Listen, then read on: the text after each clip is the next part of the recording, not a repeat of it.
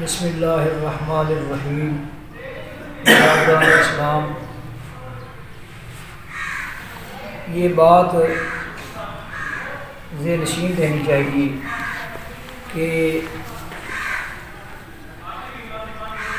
بالخصوص یہ اختلاف امت والا جو ٹاپک ہے، یہ ٹاپک انتہائی محتاط اور حساس ٹاپک ہے۔ اس معاملے میں بہت پھونک کر قدم رکھنا پڑتے ہیں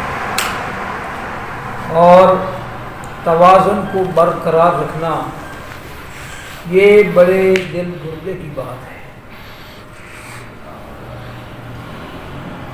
حضرت علی رضی اللہ تعالی عنہ کی سیرت اور کردار جو کئی حوالوں سے ہمارے سامنے ہے، ان کے سیرت اور کردار سے ہمیں یہ سبق ملا ہے کہ اختلاف جس حد تک بھی بڑھ جائے، اس اختلاف کی بنیاد پر اور اس کی بنا پر لوگوں کو، انسانوں کو آخری حد تک نہیں پہنچنا چاہیے، اور اختلاف کو اختلاف تک ہی محدود رکھنا چاہیے۔ اختلاف کی بنیاد پر جو تکفیر کی مشین ہے اس کو حرکت میں نہیں لانا چاہیے۔ حضرت علی رضی اللہ تعالی عنہ، جیسا کہ آپ جانتے ہیں کہ خارجیوں نے ان کے متعلق کیا نظریہ اور تصور اختیار کیا۔ وہ جب ان سے الگ ہوئے تو انہوں نے لیتے ہی معاذ اللہ ثم معاذ اللہ ان پر کفر کا فتویٰ لگا دیا، لیکن حضرت علی رضی اللہ تعالی عنہ کا ظرف اور ان کا جو اعلیٰ درجے کا، بلند درجے کا حوصلہ تھا، اور ان کا اسلام اور ایمان جو دیگر لوگوں کے لیے مشعل راہ تھا، یہ ان کے تمام کمالات جو ہیں انہیں کسی موقع پر بھی جھول کا شکار نہیں ہونے دیا، تعصب کا شکار نہیں ہونے دیا، اور انہوں نے ہمیشہ وہ بات کہی جو کہ قرین قیاس تھی اور قرین حق تھی۔ خارجیوں کے متعلق بھی انہوں نے یہ بات تسلیم نہیں کی، یعنی ان پر بھی انہوں نے اس طرح سے کفر کا فتویٰ نہیں لگایا کہ جو کفر انسان کو ملت سے خارج کر دیتا ہے۔ یہ بڑی دل گردے کی بات ہے، بڑے اعلیٰ ظرف کی بات ہے، اور وہ الحمدللہ ثم الحمدللہ تھے بھی اعلیٰ ظرف ہی۔ آج کا جو خطبہ جس کا ہم نے انتخاب کیا ہے، یہ خطبہ نمبر 125 ہے نہج البلاغہ کے اندر۔ یہ خطبہ انہوں نے خوارج کو مخاطب کر کے ارشاد فرمایا۔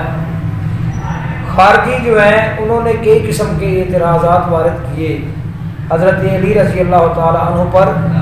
ایک اعتراض تو انہوں نے یہ وارد کیا کہ آپ نے حاکمین یعنی ثالثوں والا جو فیصلہ ہے اس کو قبول کر لیا ہے، لہذا آپ معاذ اللہ دائرہ اسلام سے نکل گئے ہیں۔ دوسرا اعتراض یہ کیا کہ ہم نے جنگ جمل کے اندر جو ہے نا وہ لڑائی کی اور صفین کے اندر لڑائی کی، مگر ان دونوں مقامات پر آپ نے نہ تو جو مد مخالف تھے ان کے مال کو مال غنیمت قرار دیا، نہ ان کی عورتوں کو لونڈیاں قرار دیا، اور نہ ہی ان کے مردوں کو غلام قرار دیا۔ یہ کوئی کام بھی آپ نے ہمیں نہیں کرنے دیا، یہ اعتراض کیا تھا خوارج نے۔ تو حضرت علی رضی اللہ تعالی عنہ نے اس اعتراض کا جواب دیا، اور اس اعتراض کے جواب کے اندر کچھ چیزیں جو ہیں وہ انہوں نے بطور فرض محال کہی ہیں، یعنی کہ عین وہ چیزیں جو ہیں وہ چیزیں جو یعنی ان کا حقیقی وجود ہوتا ہے وہ نہیں ہو سکتی، بفرض محال انہوں نے کہی ہیں۔ تو یہ خطبہ نمبر 125 ہے۔ ومن کلام اللہ علیہ السلام للخوارج ایضاً، یعنی خوارج کو مخاطب کر کے فرمایا فَإِنْ أَبَيْتُمْ إِلَّا أَن تَزْعُمُوا أَنِّي أَخْطَأْتُمْ، اگر تم نے انکار کیا ہے، یعنی تم نے میرے ساتھ مزید میرے ساتھ رہنے سے انکار کیا ہے، مگر یہ کہ تم گمان کرتے ہو کہ انی اخطأت، میں نے غلطی کر دی ہے، حکمین کے فیصلے کو تسلیم کر کے، حکمین والے فیصلے کو تسلیم کر کے میں نے غلطی کر دی ہے۔ حالانکہ حضرت علی رضی اللہ تعالیٰ عنہ اس وقت یہ کہتے رہے کہ یہ ایک جنگی چال ہے جو قرآن نیزوں پر بلند کیا گیا ہے، اس لیے تم اپنے آپ کو سنبھالو، چکنا رکھو۔ یہ ایک جنگی تدبیر اور جنگی چال کے طور پر یہ ایک چال اور تدبیر اختیار کی گئی ہے، مگر اس وقت حالت کیا ہوئی،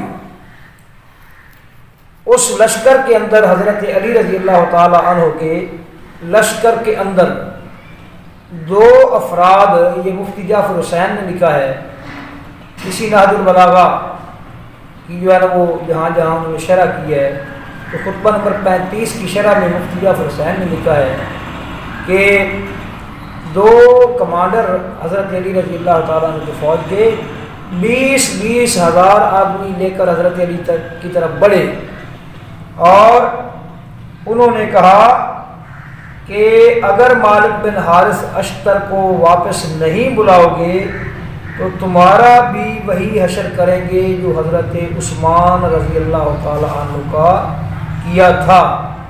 یہ صفحہ نمبر 176 کے اوپر مفتی جعفر حسین نے لکھا ہے کہ ان لوگوں نے حضرت علی رضی اللہ تعالیٰ عنہ کو یہ فیصلہ تسلیم کرنے پر مجبور کیا، اور نہ تسلیم کرنے کی صورت میں قتل کرنے کا پورا پیغام دیا کہ تمہارا بھی وہی اشر کریں گے جو حضرت عثمان کا کیا تھا۔ تو اس وقت تو حضرت علی رضی اللہ تعالیٰ عنہ جو ہیں وہ یہ کہہ رہے تھے، لیکن انہوں نے یہ بات نہ مانی، اور جنہوں نے نہیں مانی تھی ان کے اندر جو بعد میں خارجی بنے وہ بھی شامل تھے۔ تو فرمایا میں تو کہتا رہا تھا کہ یہ کام نہ کریں، اور تم لوگوں نے اس پر اصرار کیا۔ اللہ اکبر، اگر تم سمجھتے ہو کہ میں نے غلطی کی ہے، وَظَلَلْتُمْ، یعنی یہ بفرض محال کہہ رہے ہیں، حالانکہ انہوں نے غلطی تو نہیں کی تھی، وہ جو کچھ ہوا اس کے اندر ان کا کوئی رول اور کوئی کردار نہیں تھا۔ وَظَلَلْتُ، اور تم یہ گمان کرتے ہو کہ میں گمراہ ہو گیا ہوں، یہ بھی بفرض محال کہا ہے کہ یعنی اگر تم سمجھتے ہی ہو کہ میں اس طرح ہو گیا ہوں، فَلِمَ تُضَلِّلُونَ عَامَّةَ أُمَّةِ محمد صلی اللہ تعالی علیہ وسلم، تو پھر تم نبی کریم صلی اللہ تعالی علیہ وسلم کی جو امت ہے، جو عام افراد ہیں، ان کو اس بنیاد پر کیوں گمراہ قرار دے رہے ہو اور ان پر کیوں کفر کا فتویٰ لگا رہے ہو؟ یعنی جو لوگ اس معاہدے کے آس پاس بھی نہیں تھے، انہیں تم کیوں مورد الزام ٹھہرا رہے ہو اور ان پر اس قسم کا فتویٰ کیوں عائد کر رہے ہو؟ بے ضلالی، میرے راستے سے ہٹ جانے کی وجہ سے، راہ مستقیم سے ہٹ جانے کی وجہ سے یہ بفرض محال ساری باتیں ہو رہی ہیں، کیونکہ حضرت علی رضی اللہ تعالیٰ عنہ ایسے تو نہیں تھے نا، ان کے اندر کوئی ایسی چیز نہیں تھی، وہ صاحب فضیلت تھے، صاحب منقب تھے، وہ صاحب ایمان تھے، وہ صاحب تقویٰ تھے، اور تقویٰ اور فضیلت اور مناقب کے لحاظ سے، منقب کے لحاظ سے بڑے بلند مقام پر فائز تھے۔ یہ ساری باتیں بفرض محال انہوں نے کہی ہیں، وَتَأْخُذُونَهُمْ بِخَطَائِي، اور تم میری غلطی کی وجہ سے سزا ان کو دیتے ہو، یعنی دیگر افراد امت کو، وَتُكَفِّرُونَهُمْ بِذُنُوبِي، اور میرے گناہ کی وجہ سے تم ان پر تکفیر کا فتویٰ لگاتے ہو۔ یہ ساری باتیں بفرض محال ہیں۔ اللہ اکبر۔ سیوفکم علی اواتککم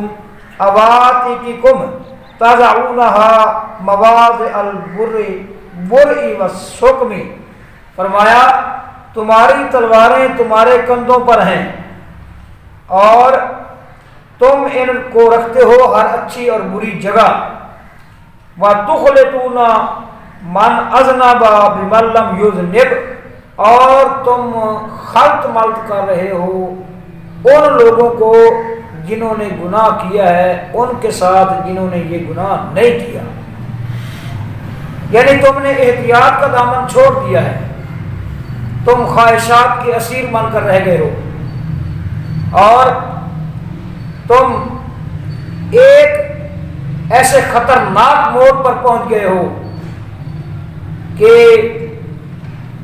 جس کے بعد اگر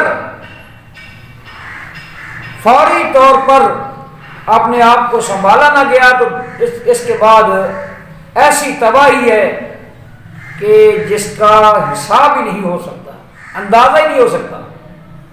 وَقَدْ عَلِمْتُمْ، اور تم یہ بات جانتے ہو، ان رسول اللہ صلی اللہ علیہ وسلم رجم الزانی، یعنی وہ یہ جواب دے رہے ہیں کہ تم کہتے ہو کہ بصرہ والے جو ہیں اور صفین والے جو ہمارے مد مقابل میدان میں آئے ان کے اوپر میں پوری طرح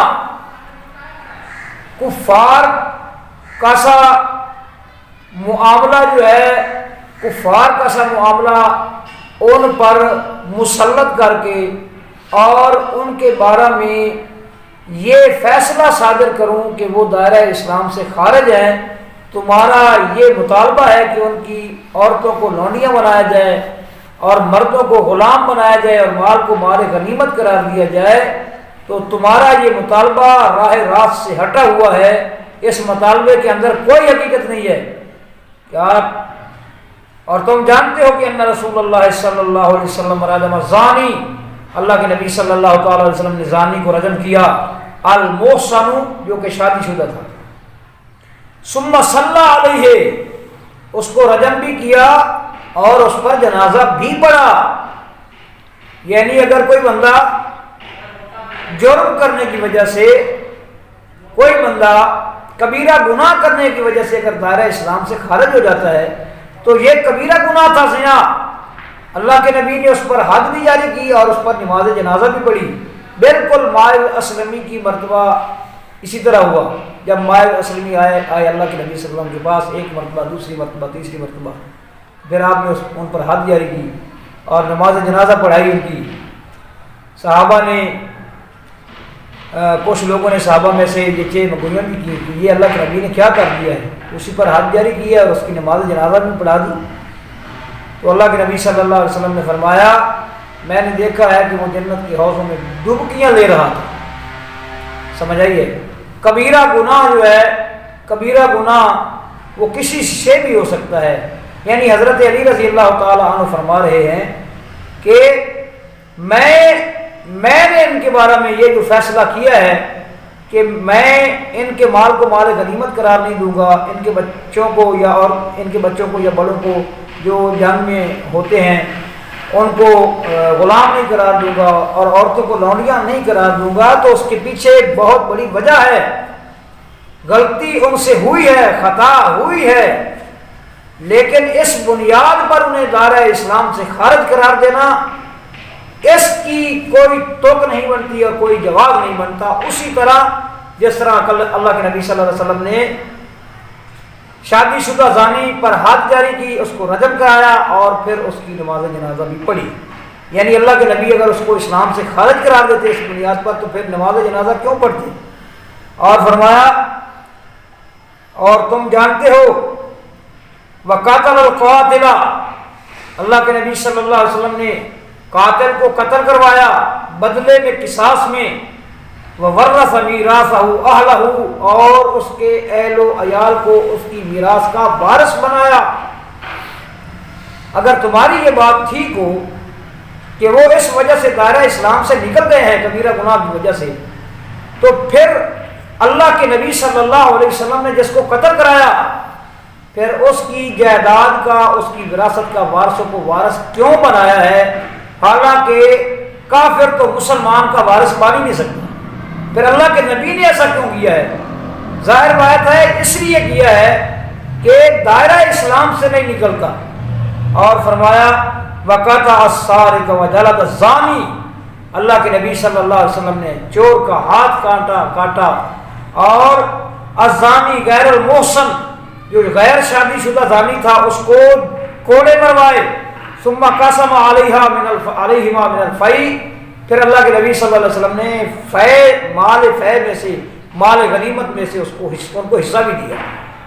اور یہ بھی فرمایا وَنَاكَ ہر مسلمات، اور جس غیر شادی شدہ زانی کو اللہ کے نبی نے اس پر حد جاری کروائی یا چور پر حد جاری کروائی، تو پھر انہی افراد کا اللہ کے نبی صلی اللہ علیہ وسلم نے مسلمان عورتوں کے ساتھ نکاح بھی کیا۔ اب اگر ایسا ہوتا کہ وہ چوری کی وجہ سے دائرہ اسلام سے خارج ہو جاتا، یا کوئی زنا کی وجہ سے دائرہ اسلام سے خارج ہو جاتا، تو پھر اللہ کے نبی صلی اللہ تعالی علیہ وسلم ان کے ساتھ مسلمانوں والا معاملہ کیوں کرتے؟ کبیرہ گناہ ہے اطاعت سے انکار کرنا، مگر میں نے اللہ کے رسول صلی اللہ تعالی علیہ وسلم کے اس طرز عمل کو، آپ کے ان فیصلوں کو سامنے رکھ کر ان لوگوں کے بارے میں جو میرے مقابلہ میں صفین میں یا جمل میں آئے ہیں، میں نے وہی فیصلہ برقرار رکھا ہے جو اللہ کے نبی صلی اللہ تعالی علیہ وسلم نے کبیرہ گناہ کے مرتکبین کے لیے برقرار رکھا تھا۔ اور فرمایا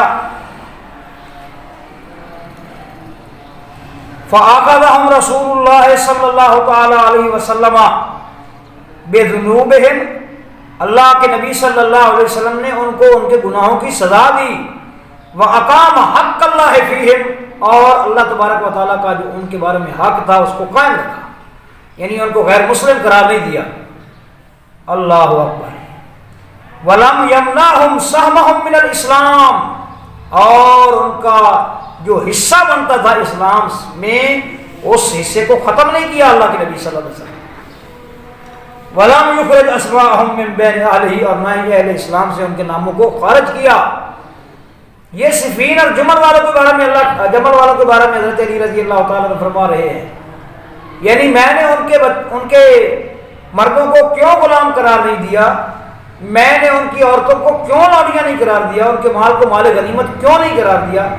میرے سامنے یہ صورتحال تھی اللہ کے نبی صلی اللہ علیہ وسلم کا، جو اس معاملے میں آپ کا جو کردار تھا، آپ کی جو سیرت تھی، آپ کے جو فیصلے تھے، وہ میرے سامنے۔ ایک دوسری جگہ اسی نہج البلاغہ میں حضرت علی رضی اللہ تعالیٰ عنہ نے فرمایا کہ ایک معاملے میں ان کی اور ہماری جنگ ہو گئی ہے، لڑائی ہو گئی ہے، اختلاف ہو گیا ہے، لیکن ان کا اور ہمارا اسلام کے معاملے میں کوئی اختلاف نہیں ہے۔ یہ ہم انشاءاللہ تعالیٰ پیش کریں گے، نہج البلاغہ کے اندر ہی حضرت علی رضی اللہ تعالیٰ عنہ کا یہ خطبہ بھی ہے۔ لہذا ان لوگوں کو سوچنا چاہیے جو آج اپنی کانفرنسوں میں اور اپنی مجالس میں اور اپنی کتابوں میں جمل اور صفین والوں کو اسلام کا دشمن قرار دینے کے لیے ایڑی چوٹی کا زور لگا رہے ہیں، اور انہیں اسلام سے خارج کیے بنا ان کا گزارا نہیں ہوتا، ان کا ہاضمہ درست نہیں ہوتا، انہیں حضرت علی رضی اللہ تعالی عنہ کا یہ جو رہنما اصول ہے، اس اصول کو دیکھنا چاہیے۔ یہ تمام امت نے تسلیم کیا ہے۔ تحفہ اثناء کے اندر شاہ عبدالعزیز رحمہ اللہ نے بسیط گفتگو کی شرح و بسط کے ساتھ کہ حضرت علی رضی اللہ تعالی عنہ کے مقابلہ میں جو لوگ آئے، حالات ایسے بن گئے، وہ آئے مقابلے میں، مسلمان دو گروہوں میں بٹ گئے، تقسیم ہو گئے، مگر یہ جو لوگ ہیں نا جو جمل میں اور صفین میں ان کے مقابلے میں آئے، یہ خطا کار تھے، یہ لکھا اہل ایمان اور تمام اہل امت کو تسلیم ہے، خطا کا تھی، لیکن اس خطا کی بنیاد پر ان کے بارے میں یہ لوگ جو ذہن بنائے بیٹھے ہیں، یہ نہ حضرت علی نے تسلیم کیا ہے نہ امت نے تسلیم کیا ہے، خود حضرت علی نے تسلیم نہیں کیا، یہ دیکھ نہیں رہے آپ کو کیا کہہ رہے ہیں کہ اللہ کے نبی صلی اللہ تعالیٰ علیہ وسلم نے غلطیوں کی وجہ سے اور گناہوں کی وجہ سے کسی کو دائرہ اسلام سے خارج کر دیا ہے؟ نہیں، میں بھی یہی ذہن رکھتا ہوں، وہی سوچ رکھتا ہوں۔ اللہ اکبر۔ اور فرمایا ثم انتم شرار الناس، پھر تم لوگوں میں سے برے ترین لوگ ہو۔ یہ اب یہ ان کی سوچ کا جو دھارا ہے نا، گفتگو کا دھارا، وہ اس کا رخ تبدیل ہو گیا ہے، اپنے لوگوں کی طرف ہو گیا ہے۔ تم لوگوں میں سے برے ترین لوگ ہو۔ یہ خارجی جو ہیں، لازمی بات ہے یہ اس گفتگو کے بعد وہ جدا ہو گئے تھے، تو وہاں تک کوفہ کے قریب تک تو آپ کے ساتھ رہے تھے۔ وَمَنْ رَمَا بِهِ الشَّيْطَانُ مَرَامِيَهُ، اور وہ شخص کہ جس کو شیطان اپنے تیروں کے ساتھ شکار کر لے، وَضَرَبَ بِهِ تِيهَهُ، اور اس بندے کے ذریعے وہ اپنے میدانوں کو طے کرے، عبور کرے، وَسَيَعْلِقُ فِي صِنْفَانِ، دو جماعتیں میرے بارے میں ہلاک ہو جائیں گی، تباہ ہو جائیں گی۔ حضرت علی رضی اللہ تعالیٰ عنہ فرما رہے ہیں دو جماعتیں میرے بارے میں تباہ ہو جائیں گی، ہلاک ہو جائیں گی۔ کون؟ محب مفرط یذهب به الحب الى غیر الحق، ایک وہ بندہ جو مجھ سے میرے مقام اور مرتبہ سے بڑھ کر محبت کرتا ہے، اور وہ محبت اس کو نا حق موقف کی طرف لے کر جاتی ہے، نا حق عقیدے کی طرف لے کر جاتی ہے، وہ تباہ ہو گیا وہ گروہ۔ یہ کون لوگ ہیں؟ یہ جن کے اندر یہ مرض پایا جاتا ہے، جس کی نشاندہی حضرت علی نے کی، وہ کون لوگ ہیں؟ کتابیں اٹھا کر دیکھیں ان کی۔ بعض لوگ کہتے ہیں جی وہ تو جہل، یہ مرزا محمد علی جیلوی صاحب سے میں نے سنا، وہ جو جہل لوگ ہیں نا، ان پڑھ قسم کے لوگ، وہ کرتے ہیں، وہ حضرت علی رضی اللہ تعالی عنہ کو مشکل کشا مانتے ہیں یا ان کے مقام اور مرتبہ سے بڑھاتے ہیں۔ یہ اہل علم تو ایسے نہیں کرتے۔ واہ مرزا صاحب واہ، آپ کا ویسے جواب نہیں۔ یہ کتابیں لکھنے والے جاہل ہیں۔ اصول کافی جس نے لکھی ہے، تہذیب الاحکام جس نے لکھی ہے، الاستبصار جس نے لکھی ہے، ملا یعذرہ الفقیہ جس نے لکھی ہے، بہار الانوار جس نے لکھی ہے، الارشاد جس نے لکھی ہے، الاحتجاج جس نے لکھی ہے، اور اس کے علاوہ یہ بیسیوں سینکڑوں کتابیں جو لکھی پڑی ہیں، حتیٰ کہ اس دور میں جو محمد حسین نجفی صاحب ہیں، جن کو ڈھکو صاحب کہا جاتا ہے، جو ان کے اندر اہل تشیع کے اندر ان کو وہابی بھی کہا جاتا ہے، وہابی، کہ وہ بڑے جو ہے نا وہ پختہ عقیدے کے مالک ہیں، انہوں نے اپنی کتاب اثبات الامامت میں لکھا ہے، اثبات الامامت کے اندر، کہ حضرت علی رضی اللہ تعالی عنہ کو مشکلات کے وقت پکارنا یہ درست ہے، وہ مشکل کشا ہیں۔ اور دیگر کتابوں کے اندر مختار کل، عالم الغیب، پتہ نہیں کیا کیا انہوں نے ان کے بارے میں کہہ رکھا ہے، حتیٰ کہ کئیوں نے تو پھر تقریروں کے اندر کئیوں نے برملا طور پر ان کو اللہ کہنا شروع کر دیا۔ یہ کون لوگ ہیں جن کے اندر یہ امراض پائی جاتی ہیں؟ ہر ایک کو پتہ ہے۔ پھر مرزا صاحب کہتے ہیں نہیں جی نہیں، دیکھیں جی صحابہ کرام کے خلاف، شیعہ تو صحابہ کرام کے خلاف نہیں ہیں، انہوں نے تو اویس کرنی کے بارے میں فلم بنائی ہے۔ سبحان اللہ، کیا دلیل ہے؟ فلم بنائی ہے۔ یہ نہج البلاغہ جو میرے سامنے پڑی ہے، مرزا صاحب اس کے اندر جو خطبہ شیخ شکیہ ہے، یہ کسی جاہل آدمی کا لکھا ہوا یہ کتاب جو ہے یہ کسی جاہل آدمی نے لکھی ہے، جمع کی ہے؟ سید شریف الرضی، سید مرتضیٰ عالم الہدا کے چھوٹے بھائی، یہ جاہل آدمی تھا جس نے خطبہ شکشکیہ کے اندر وہ خطبہ گھڑا حضرت علی کی طرف منسوب کیا اور اس کے اندر خلفائے ثلاثہ کو خلافت و امامت کے ڈاکو قرار دیا۔ آپ کہتے ہیں یہ تو جاہل لوگوں کا کام ہے، وہ کرتے ہیں، اہل علم تو ایسا نہیں کرتے۔ مثلا ملا باقر مجلسی پھر آپ کے نزدیک جاہل آدمی ہے، مثلا یہ شیخ مفید جو ہے وہ آپ کے نزدیک جاہل آدمی ہے۔ اگر یہ تمام کو شمار کیا جائے اور تمام کی کتابیں اٹھا کر دیکھی جائے تو اصحاب رسول کے بارے میں اس قدر غلاظت پائی جاتی ہے کہ بندہ بیان نہیں کر سکتا۔ مرزا صاحب آپ کس کو دھوکہ دینا چاہتے ہیں اور یہ وکالت جو ہے وہ کیوں کرنا چاہتے ہیں؟ کیوں غلط بیانی، سری غلط بیانی، سری جھوٹ اور سری کذب ہے کہ یہ جاہل لوگ اس طرح کرتے ہیں، ان کے علماء اس طرح نہیں کرتے۔ یہ احقاق الحق لکھنے والا نور اللہ شوستری جو ہے یہ جاہل آدمی تھا، مجالس المومنین لکھنے والا، جس نے اورنگزیب عالمگیر کے زمانہ میں یہ کہا کہ میں اس لفظ عمر سے بہت تنگ آ چکا ہوں۔ اور یار میں جب کسی جگہ پر جاتا ہوں تو لوگ مجھ سے سوال کرتے ہیں تمہاری عمر کتنی ہے؟ اپنی کتاب میں لکھا کہ میں اس لفظ عمر سے اتنا تنگ آ چکا ہوں جس کا حساب نہیں ہے۔ اورنگزیب عالمگیر نے کہا اپنے یہ الفاظ واپس لو، کتاب سے ختم کرو۔ اس نے کہا میں نہیں کروں گا، تو اس نے اونٹوں کے پیچھے بندھوا کر چروا کر رکھ دیا۔ اور اس کے علاوہ جتنی مقصد ہے ان کی جو ہے نا وہ جتنی ان کی کتابیں ہیں، جتنا ذخیرہ ہے وہ سارے کا سارا ذخیرہ جو ہے وہ اصحاب رسول کی دشمنی سے بھرا پڑا ہے۔ اور مرزا صاحب کہتے ہیں کہ نہیں جاہل آدمی اس طرح کرتے ہیں، اہل علم تو اس طرح نہیں کرتے۔ معاذ اللہ ثم معاذ اللہ، یہ جھوٹ ہے۔ حضرت علی نے فرمایا جو مجھ سے حد سے بڑھ کر محبت کرتا ہے وہ مفرط، وہ ہلاک ہو گیا۔ اور فرمایا وخیر الناس فی حالا نمت الاوسطی، بلکہ یہ اوپر کچھ الفاظ رہ گئے، ومبغض مفرط، ہاں ایک ہے محب مفرط، ایک ہے مبغض مفرط، میرے ساتھ بغض میں بڑا ہوا۔